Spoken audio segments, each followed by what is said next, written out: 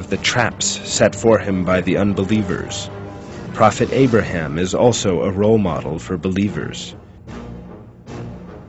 The unbelievers decided to respond to Abraham with violence and oppression, and resorted to the terrible cruelty of throwing him into the fire.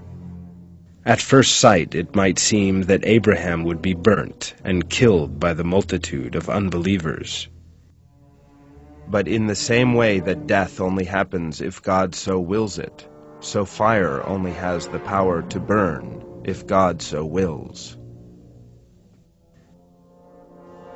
God, the creator of all things, commanded the fire to be cool and peaceful for Abraham, and turned the snares of the unbelievers back on their own heads.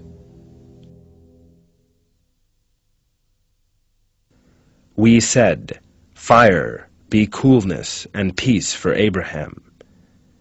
They desired to trap him, but we made them the losers. Believers must always exhibit a powerful submission to God in the face of troubles by taking the prophets, praised for their moral values and verses, as role models. In fact, all events that one at first imagines to be harmful are in fact tests and work to the benefit of believers.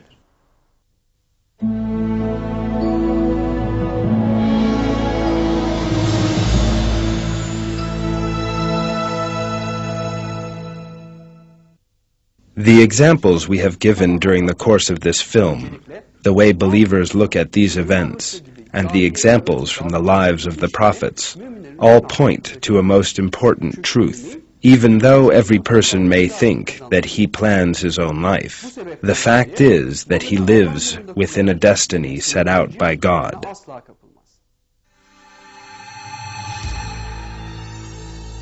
If you cast a brief eye over your own past experiences, you will see that whatever your age, incidents taking place over decades in fact lasted no more than a few minutes.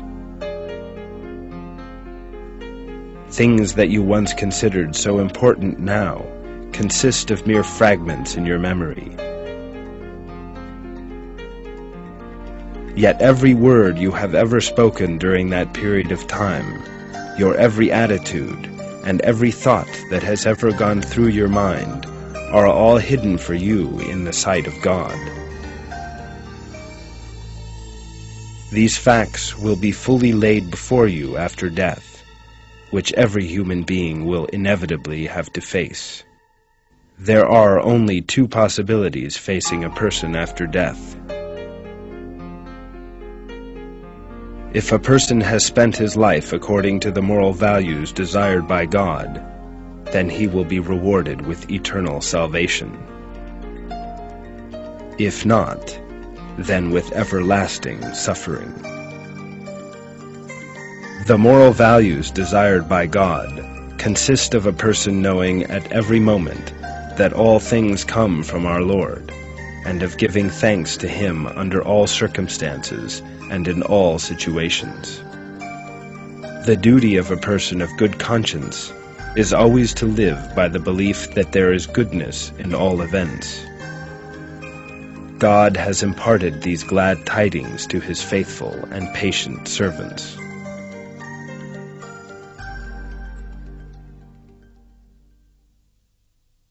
As for those who believe and do right actions, we will lodge them in lofty chambers in the garden, with rivers flowing under them, remaining in them timelessly, forever. How excellent is the reward of those who act, those who are steadfast and put their trust in their Lord.